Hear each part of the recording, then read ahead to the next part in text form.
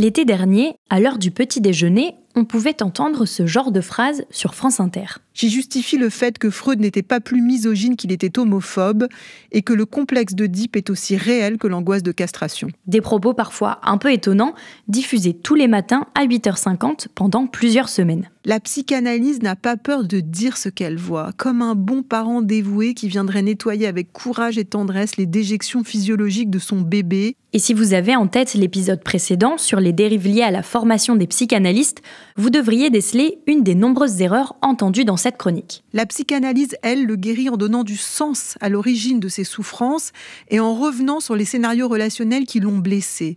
Elle exige des années de formation et un soin engagé, profond, parfois éprouvant. Chers auditeurs, vous avez peut-être reconnu la voix de Caroline Goldman. La nouvelle psychanalyste en vogue a enregistré près de 40 émissions pour la radio la plus écoutée de France, mais ses propos ont choqué de nombreux chercheurs et médecins. Pourtant, malgré ses inexactitudes scientifiques, elle continue de se voir dérouler le tapis rouge dans de nombreux médias, comme plusieurs de ses pairs. Mais alors, face aux critiques qu'on a largement développées dans cette série, vous vous demandez sûrement sur quel fondement scientifique s'appuient les psychanalystes. La réponse dans ce dernier épisode de notre série, la psychanalyse sur le divan.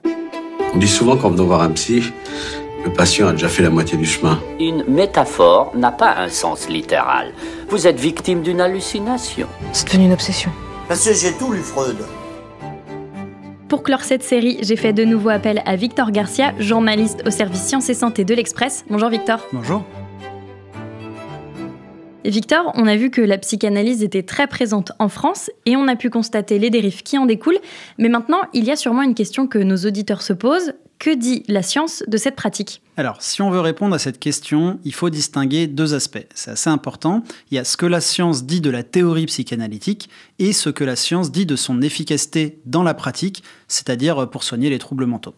Alors, sur la théorie, tous les scientifiques et les médecins sont d'accord pour dire que la littérature psychanalytique sur l'étude des causes des troubles psychiques n'a aucun fondement scientifique. Elle n'a aucune reconnaissance internationale ni aucune preuve de validité scientifique. Alors, les théories sur le complexe d'Oedipe ou préoedipien dans la construction de l'individu, ou alors celles sur les troubles mentaux qui sont provoqués par la perturbation de la construction de l'inconscient, tout ça, ça n'a jamais été validé scientifiquement non plus. Et concernant la pratique ? Alors du côté pratique, il n'existe presque aucune preuve scientifique de l'efficacité de la psychanalyse dans le traitement des pathologies lourdes, comme la bipolarité, la schizophrénie ou les dépressions sévères. Il n'y a pas non plus de preuve d'efficacité de la psychanalyse dans la prise en charge des troubles alimentaires ou de l'autisme, par exemple. Il y a des études scientifiques qui indiquent un effet bénéfique sur le traitement des dépressions légères. Mais là, attention, il faut bien préciser que ces études, elles évaluent la psychoanalyse anglo-saxonne, qui n'a la plupart du temps rien à voir avec la psychanalyse française, mais ça, on va en reparler un peu plus tard. Est-ce que ce manque de preuves scientifiques, ça porte préjudice à la popularité de la psychanalyse ? Oui, alors la psychanalyse, elle a considérablement pâti de l'essor de la psychologie scientifique et de la médecine fondée sur les preuves. Le modèle qui est prôné par Freud depuis des décennies a été démenti par les découvertes de la génétique, des neurosciences, etc.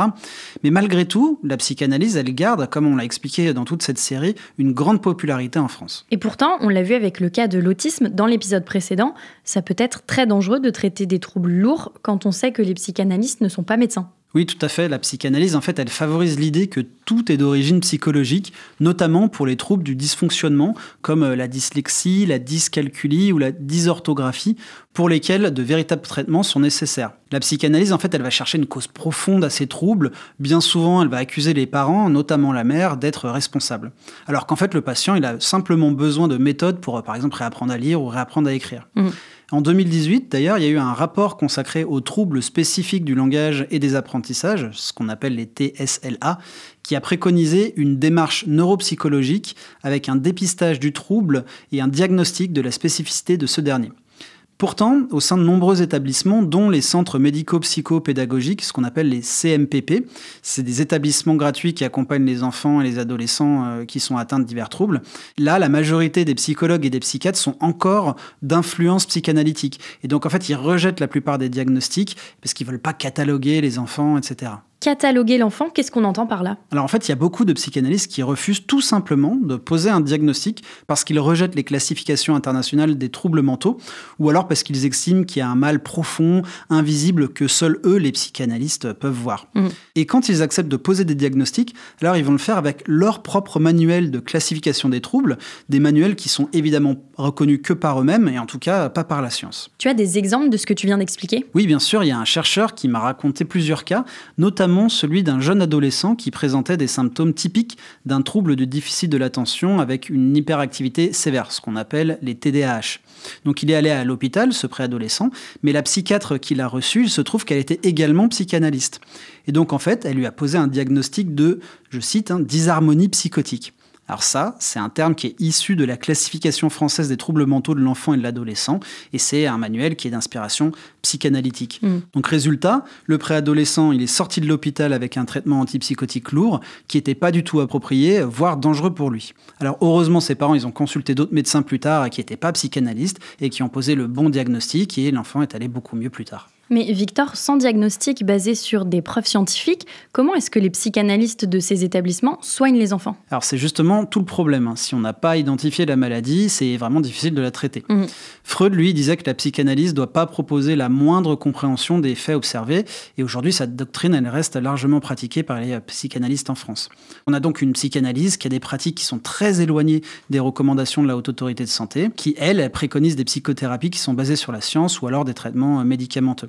Et du coup, les patients qui consultent les psychanalystes, ils vont avoir soit des mauvais diagnostics, soit pas de diagnostic du tout. Et ça va retarder leur prise en charge et donc leur guérison potentielle. Et en dehors des centres dont tu nous as parlé, est-ce que les méthodes de la psychanalyse se retrouvent aussi dans le reste du corps médical ? Oui, alors ça a tendance à diminuer, heureusement, mais quand même, il reste des psychanalystes dans certains hôpitaux qui continuent de défendre donc, des prises en charge qui vont être inspirées par les théories de Freud. Par contre, ça reste très difficile de quantifier ça aujourd'hui parce qu'en fait, c'est un peu à la discrétion de chaque chef de service. Donc, c'est un peu en fonction des différents médecins, s'ils sont psychanalystes ou pas, qui vont appliquer ces méthodes-là. Il y a surtout aussi de très nombreux psychologues d'inspiration psychanalytique en France et qui, eux, vont aussi continuer à appliquer la psychanalyse dans leur cabinet, voire à l'hôpital quand ils font partie des équipes. Et en plus, comme la psychanalyse française, elle a toujours refusé de se confronter à la science, il y a des pratiques qui sont très multiples. En France, on a coutume de dire qu'il y a autant de psychanalyse qu'il y a de psychanalystes, ce qui rend la pratique vraiment difficile à évaluer et puis très difficile à réguler aussi. Et pourtant, il existe des méthodes de psychanalyse efficaces. Si en France, les bénéfices de la pratique n'ont jamais été démontrés, l'approche anglo-saxonne, elle, a déjà fait ses preuves. Moi, j'arrive pas à penser que simplement en s'allongeant là-dessus, sur ce divan, et en déblatérant pendant des heures sur son passé, on arrive à, je sais pas comment dire, réparer des plaies. Je suis pragmatique. Vous comprenez ça ? Victor, tu nous l'as dit, la psychanalyse ne repose sur aucun fondement scientifique. Alors, comment les praticiens se défendent face au manque de preuves ? En fait, ils ont toutes sortes d'arguments, comme par exemple le fait de dire que la psychanalyse, elle renvoie vers l'inconscient. Et ça, c'est une profondeur cachée que seul l'expert, donc le psychanalyste, peut connaître. Et en fait, le psychanalyste, il a toujours le dernier mot parce qu'ils vont dire que ceux qui réfutent leur pratique, ils font exprimer leur résistance. Il y a un médecin qui m'a dit que ce type de raisonnement, il est assez comparable à celui des homéopathes qui rejettent la science en prétextant qu'on ne peut pas évaluer leur méthode avec ce qu'ils appellent l'allopathie, c'est-à-dire la vraie médecine. Est-ce que, pour autant, on peut dire que la psychanalyse n'a aucun bienfait ? Ça dépend de quelle psychanalyse on parle. Il y a des approches anglo-saxonnes, qu'on appelle les approches psychodynamiques, qui ont démontré certaines preuves d'efficacité. Parce qu'en fait, contrairement à la France, les psychanalystes anglo-saxons, notamment américains, ils ont accepté de se standardiser et d'être évalués par la science. Ça a commencé dans les années 80 aux États-Unis, où les mutuelles remboursaient différentes thérapies, les TCC, les psychanalyses, etc. Puis elles ont un petit peu sonné la fin de la récré. Elles ont dit, bon, maintenant, si vous voulez qu'on continue à rembourser ces séances-là, il va falloir nous apporter une preuve de l'efficacité. Et donc, c'est à ce moment-là, en fait, que tous les praticiens qui pratiquent les TCC, la psychanalyse, vont se standardiser à former des approches qui sont globales, communes. Et donc, c'est pour ça que, par exemple, les psychanalystes américains, ils sont arrivés avec une psychanalyse plus encadrée. Ils ont proposé des séances avec une durée limitée, avec un nombre de séances défini dans le temps et des manuels qui décrivent leur méthode. Et qu'est-ce qui en est ressorti de ça ? Alors ça a pris plusieurs années, il y a eu beaucoup d'études scientifiques, mais au final, ce qu'il en ressort, c'est que les approches psychodynamiques anglo-saxonnes, elles peuvent avoir des résultats positifs sur les dépressions légères et certains troubles anxieux. Et en fait, aujourd'hui, quand on regarde les approches psychodynamiques américaines ou anglo-saxonnes, on se rend compte que c'est très proche des autres méthodes, donc les TCC ou les thérapies interpersonnelles, parce qu'en fait, on se rend compte que ça a tendance un petit peu à tout fusionner, chacun utilise les outils des autres, et donc on arrive à des méthodes qui sont assez globalisées, standardisées, et qui sont fondées sur la science, et donc qui montrent des preuves d'efficacité sur certaines pathologies. Ça, c'est ce qui se passe dans les pays anglo-saxons, mais on sait que ce n'est pas du tout le cas en France. Est-ce que ça peut vouloir dire que la pratique de la psychanalyse va changer chez nous ? Aujourd'hui, il y a quand même des bonnes nouvelles, c'est-à-dire que les nouvelles générations de psychiatres, donc les médecins, ils regardent la psychanalyse un petit peu comme un objet d'étude, mais plus autant comme une science exacte. Il y a vraiment une rupture depuis 10 ans, depuis 20 ans, avec les nouveaux médecins qui disent « Ok, stop la psychanalyse ». Par contre, il faut quand même reconnaître que la psychanalyse a encore une grande influence dans certains centres, notamment les CMPP, et aussi certains services d'hôpitaux, les facultés de psychologie. Mais on peut imaginer qu'avec le temps, cette influence, elle va quand même disparaître.